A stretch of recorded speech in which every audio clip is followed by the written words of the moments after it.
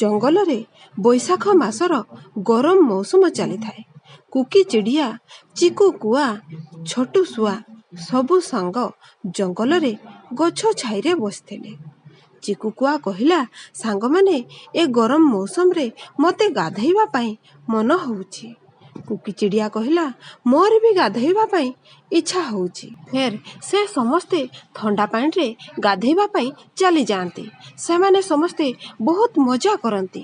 ଗାଧୋଇ ସାରିବା ପରେ ଚିକୁ କୁଆ ତା ସାଙ୍ଗମାନଙ୍କୁ କହେ, ଏଠାରୁ କିଛି ଦୂରରେ ଆମ୍ବ ବଗିଚା ରହିଛି।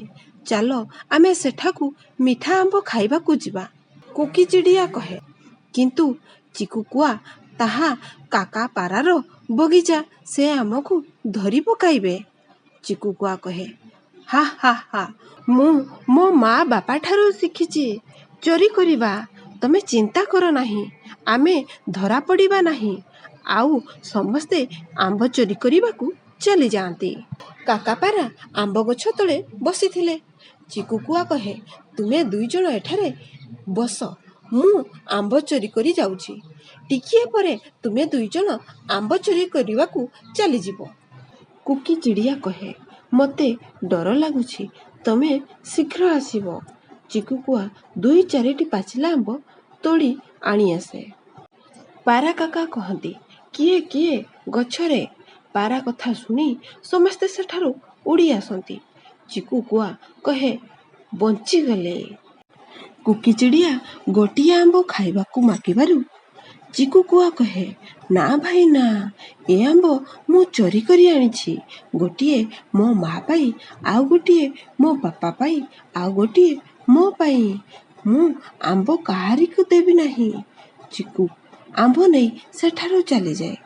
ଆଉ ଦୁଇଜଣ ମଧ୍ୟ ସେଠାରୁ ତାଙ୍କ ନିଜ ଘରକୁ ଚାଲିଯାଆନ୍ତି। ପୁଅ କୁକି, ଏଠାକୁ ଆ, ଆମ୍ବ ଖା। ମା, ଆମ୍ବ କେଉଁଠାରୁ ଆଣିଲ? ଏସବୁ ପାରା କାକା ଦେଇଛନ୍ତି। ନେ ପୁଅ, ଖା। ଏହା ଶୁଣି କୁକି ବହୁତ ଲଜ୍ଜିତ ହୁଏ। ମା, ସରି, ଆଜି ମୁଁ ଚିକୁ କଥାରେ ପଡ଼ି ପାରା କାକା ବଗିଚାକୁ ଆମ୍ବ ଚୋରି କରିବାକୁ ଯାଇଥିଲି। ପୁଅ କୁକି, ଯଦି ପାରା କାକା ତୋତେ ଆମ୍ବ ଚୋରି କରିବାର ଦେଖିଥାନ୍ତେ, ତ ସେ ମୋତେ କେତେ ଅପମାନିତ କରିଥାନ୍ତେ। ଆଗକୁ ଏମିତି କରିବୁ ନାହିଁ। ଆଗକୁ ଯାହା ବି ଦରକାର ମାଆକୁ କହିବୁ, ମୁଁ ଆଣିଦେବି। ଫେର୍ କୁକି ତା ମାଆକୁ ପ୍ରମିସ୍ କରେ କି ସେ ଆଉ କେବେ ଆମ୍ବ ଚୋରି କରିବାକୁ ଯିବ ନାହିଁ।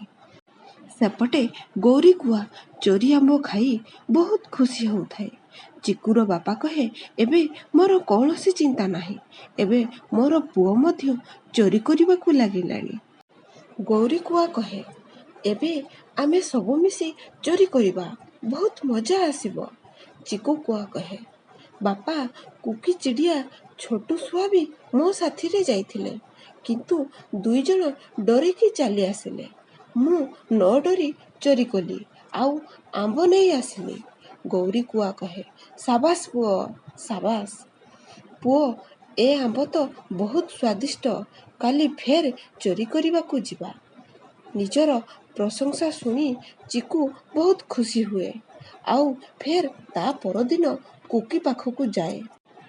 କୁକି, ଚାଲ ଆଜି ଫେର୍ ଆମେ ଆମ୍ବ ଚୋରି କରିବାକୁ ଯିବା। ନା ନା, ମୁଁ ଚୋରି କରିବାକୁ ଯିବି ନାହିଁ।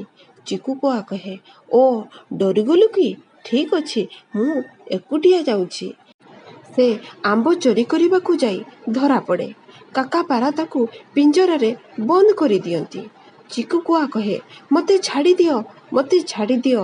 ମୋ ମା ତୁମକୁ ଛାଡ଼ିବ ନାହିଁ। ପାରା କାକା କହେ, ଏବେ ପୋଲିସ ତୁମକୁ ଦଣ୍ଡ ଦେବ। ଗୌରୀ କୁଆ ସେଠାକୁ ଯାଏ। ଗୌରୀ କୁଆ ପାରା କାକାଠାରେ ବହୁତ କାକୁତି ମିନତି ହୁଏ। ପାରା କାକାକୁ ଦୟା ଆସେ, ଆଉ ଚିକୁକୁ ଛାଡ଼ି ଦିଅନ୍ତି। ଗୌରୀ ସମସ୍ତଙ୍କ ସାମ୍ନାରେ ବହୁତ ଲଜ୍ଜିତ ହୁଏ। ଆଉ ଚିକୁ କୁଆକୁ ଉଚିତ ଶିକ୍ଷା ମିଳେ।